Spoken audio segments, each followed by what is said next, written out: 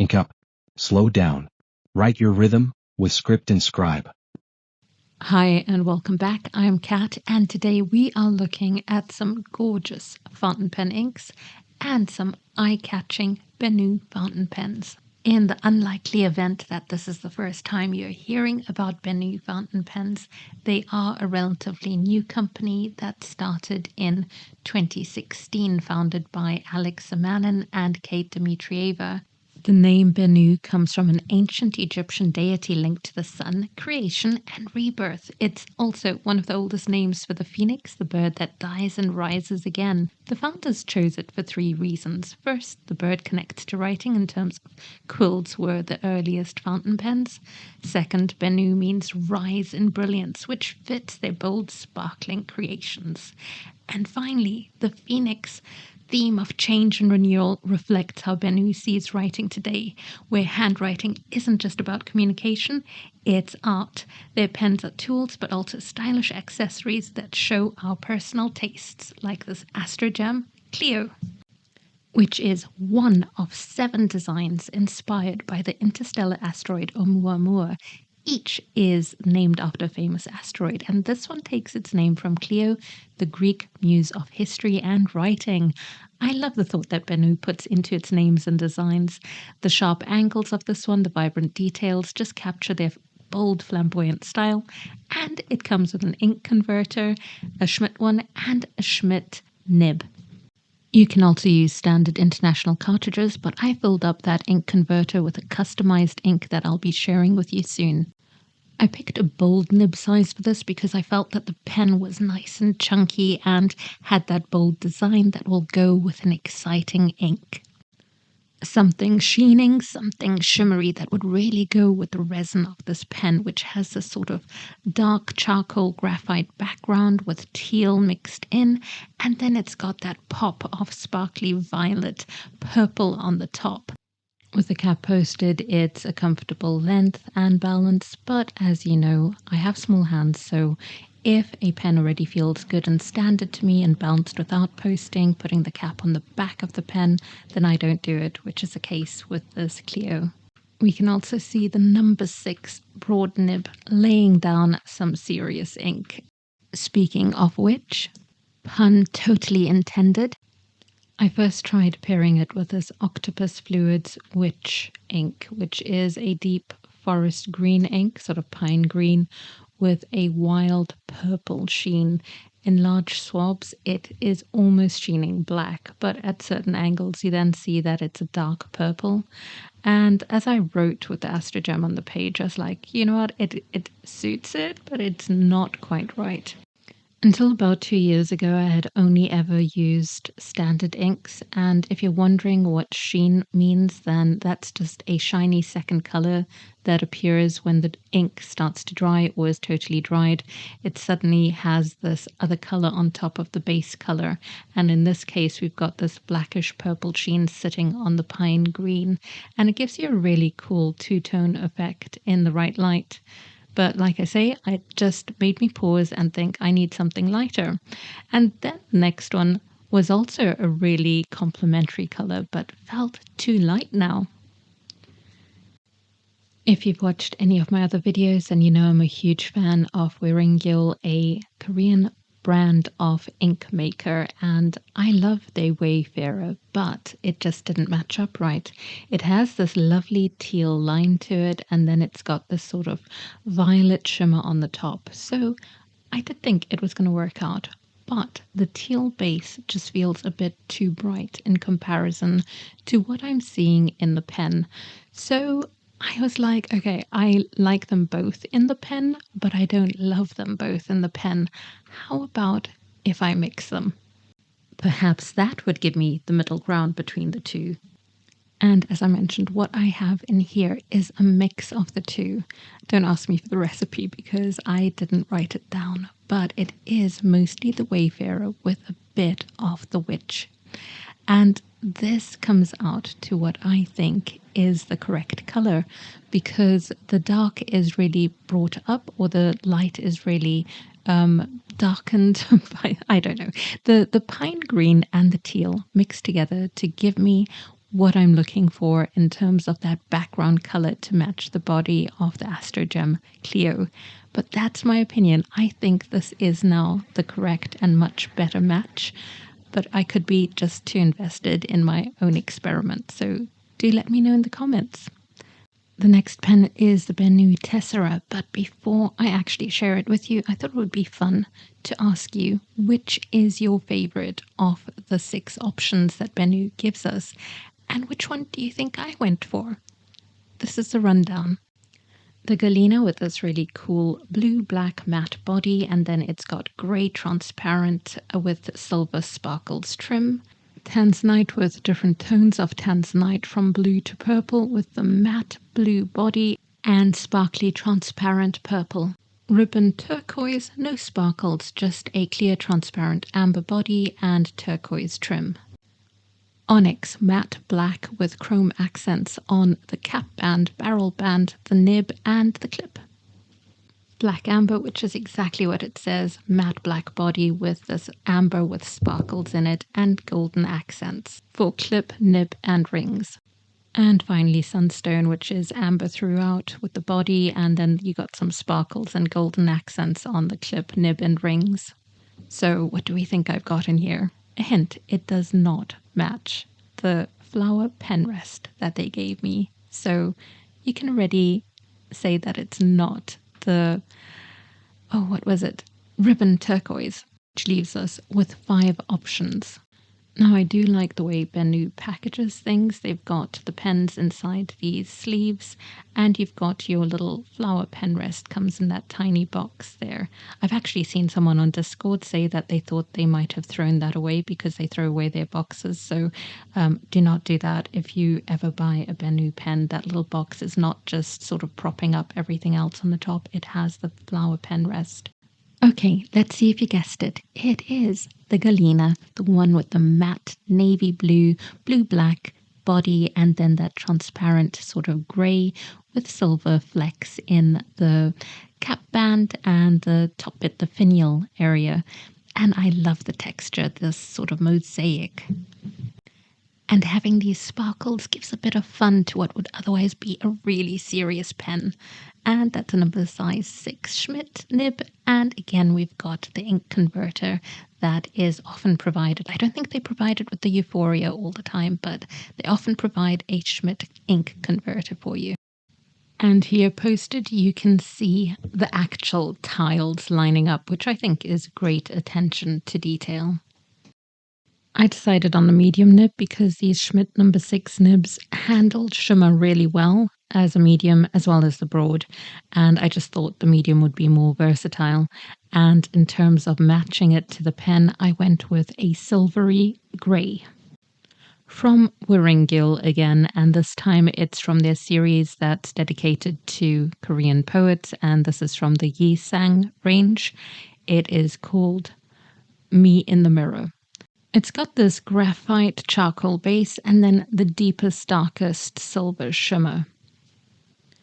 And pretty much like the name Me in the Mirror, this has a very much mirrored effect.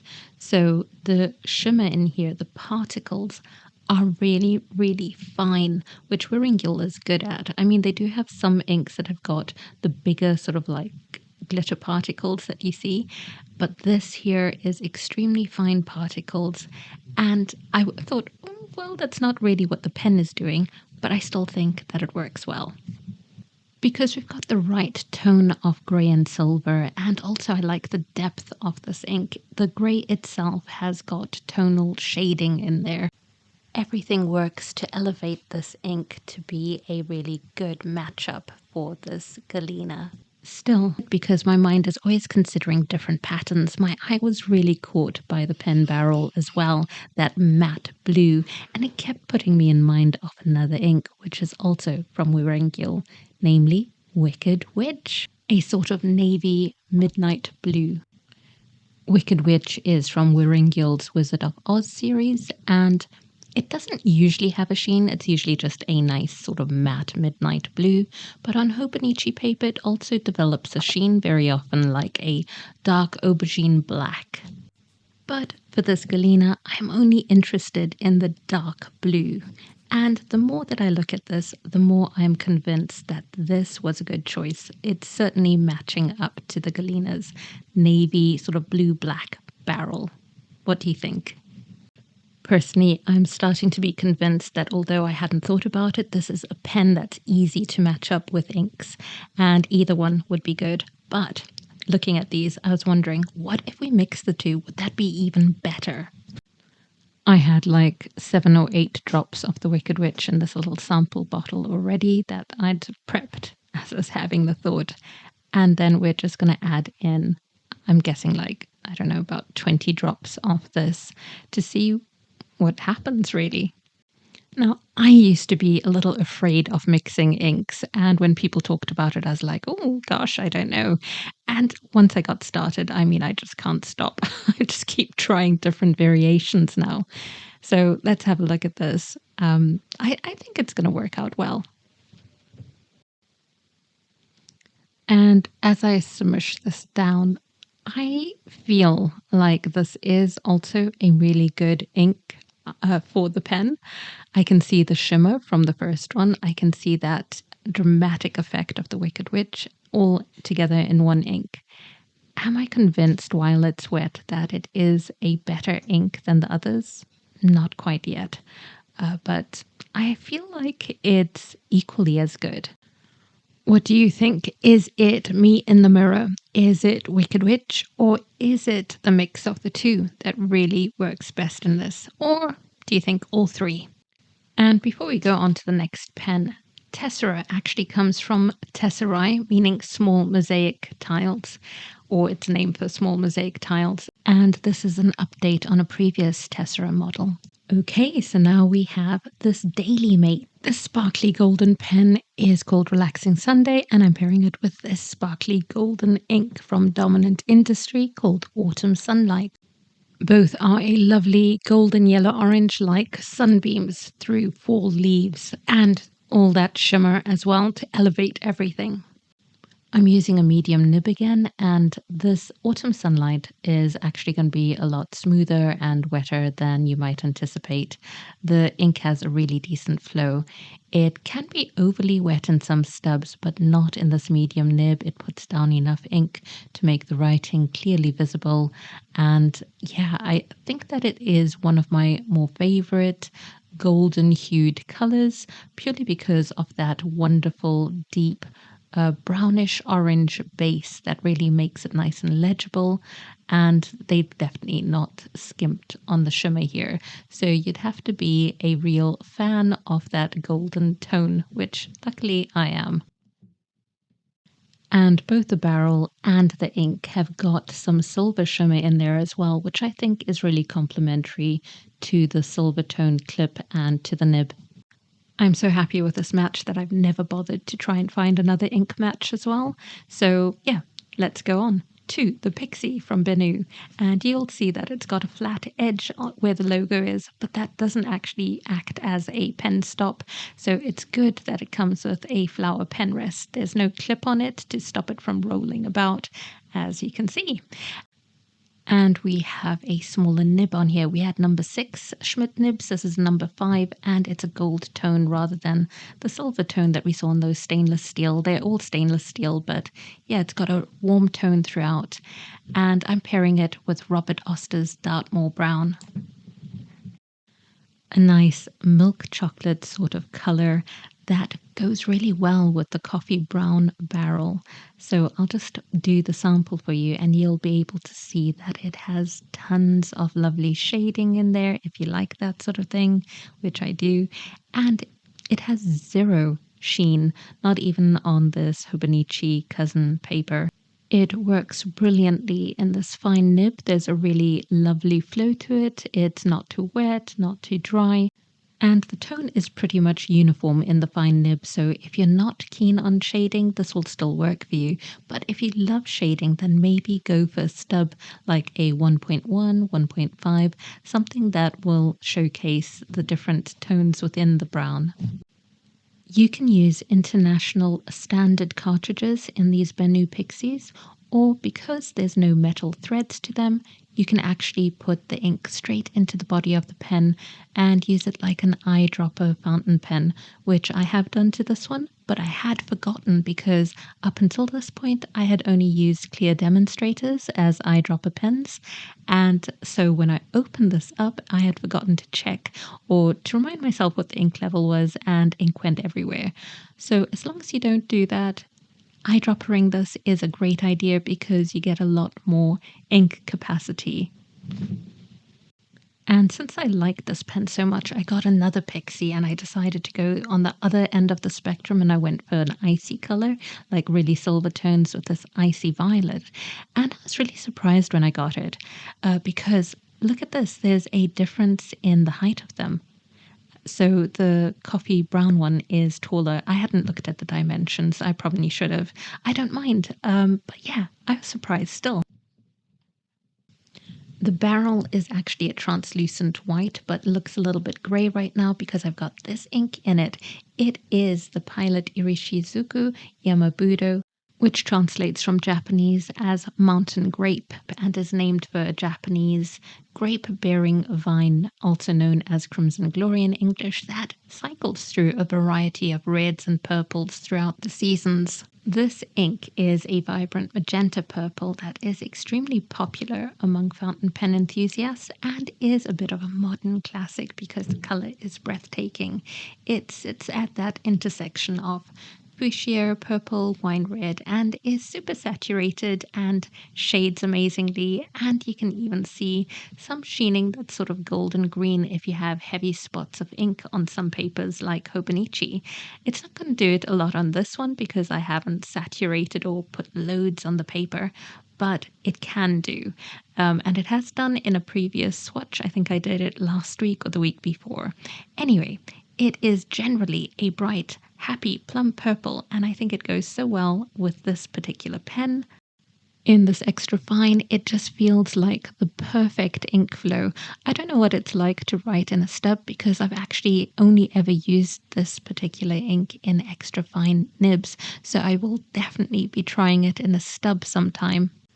So this icy violet is a mix of translucent shimmering white together with like silver sparkles in there, and definitely lots of violet sparkles as well, and the translucent violet top to it on the cap. And our last pen takes us back to the DailyMate model, so the same model as this Relaxing Sunday. And yeah, I do love the feel of Relaxing Sunday. And yes, it could have matched up with the Yamabudo, but I didn't go that way. Joyful Saturday, and I am pairing it up with Diamine Aqua Lagoon, which Diamine describes as a medium vibrant blue, and it's a sort of turquoise, I think. It's really got good shading in it, and I thought that perhaps it would match tonally with the lighter parts of the blue in the barrel. We don't have any of the fuchsia, unfortunately, because that would be nice to have as sheening. And I think there is an ink that could do that for me, which I think is a Vinter ink. And unfortunately, I don't have it. And I am currently on an ink buying ban. But I would be tempted to get it. Still, this is a joyful blue, and I think it goes with the joyful Saturday pen. And the barrel, I've just realized I keep saying fuchsia, but I think it's fuchsia. Anyway, you can tell me in the comments. I think that vibrant pink is fuchsia. The barrel has got fuchsia, blue, and silver, and it really does live up to bringing me joy because I just find it gorgeous. Now, I'm going to try this leftover blue where I'd added some shimmer potion from Wuringil called Frost, which is silver shimmer. So silver in the barrel made me think of this. And perhaps that could be a matchup. It's looking a bit dark at the moment, but we'll smush it all up and see if this could be another option for the pen too. And the answer is no. Is this a sign for me to go out and get the Vinter Blue Blood and break my ink buying ban? So tempting, but I will resist. However, if you have done this pairing and you love it, let me know because I think it would go really well, and I'd be surprised if someone's tried blue blood in there and they've gone, that's not really, a thing. But If it isn't a thing, you can warn me off, because obviously this is going to be something that I'm going to try in the future.